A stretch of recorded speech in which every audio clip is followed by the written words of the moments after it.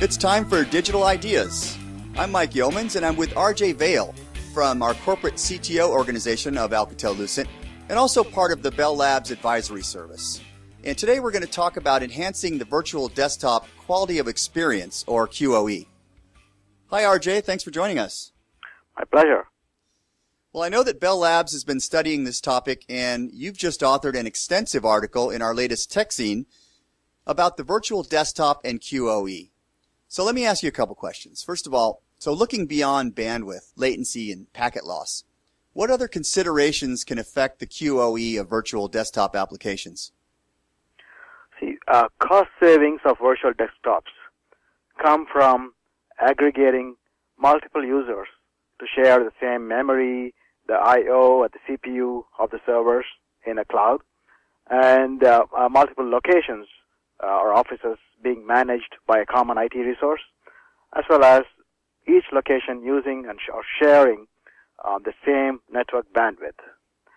And moreover, virtual desktops allow providing longer lifetime for an end user terminal while scaling to a more demanding applications transparently. For example, when you move from WinXP to Windows 8 migration, there is no upgrade downtime for users, right? Users next day, they just see this Windows 8 appearing.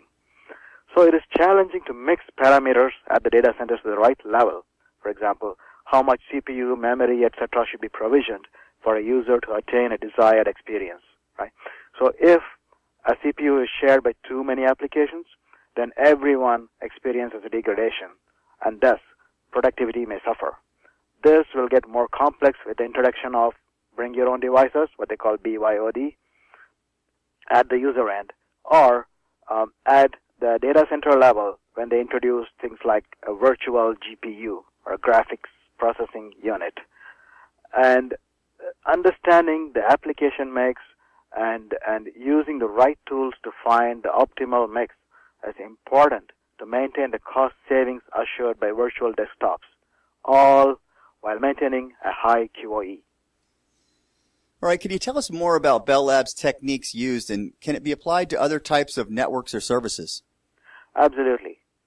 When we started this research, we noticed that there are no standards that exist for measuring a user experience for these newer applications like a virtual desktop. Unlike web surfing, which is well researched, here a user experience in a web surfing is typically measured by time to load a web page, right? There are no standard measurements to measure a user experience for a virtual desktop. So applications like virtual desktops are complex and have multiple dimensions to depict a good user experience. And the terminal used to consume a virtual desktop itself could vary from an LCD monitor to a tablet to a mobile phone, right?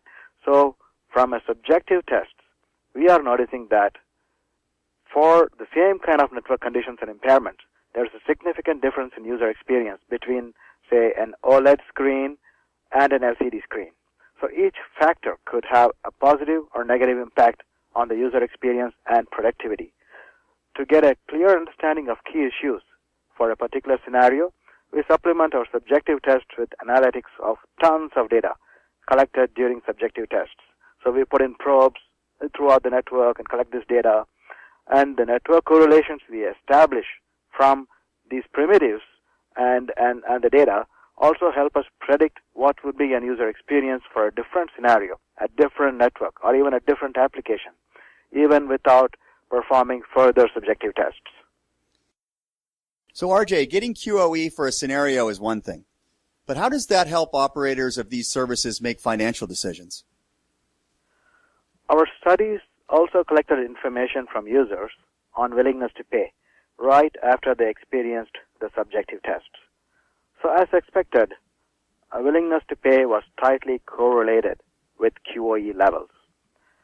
Adjusting the optimal settings for a better QoE while also looking at the cost savings impacting the TCO, the total cost of ownership, is important. Thus, models that take into account optimal QoE settings required for operations and customer willingness to pay will give a better visibility to an operator for making smart pricing decisions. And if you want to learn more about this topic, you can check out the latest TechZine article that was authored by RJ. Hey, RJ, thanks for joining us. Thank you. And that was RJ Vale from Alcatel-Lucent. I'm Mike Yeomans. This has been Digital Ideas. Thanks for joining us.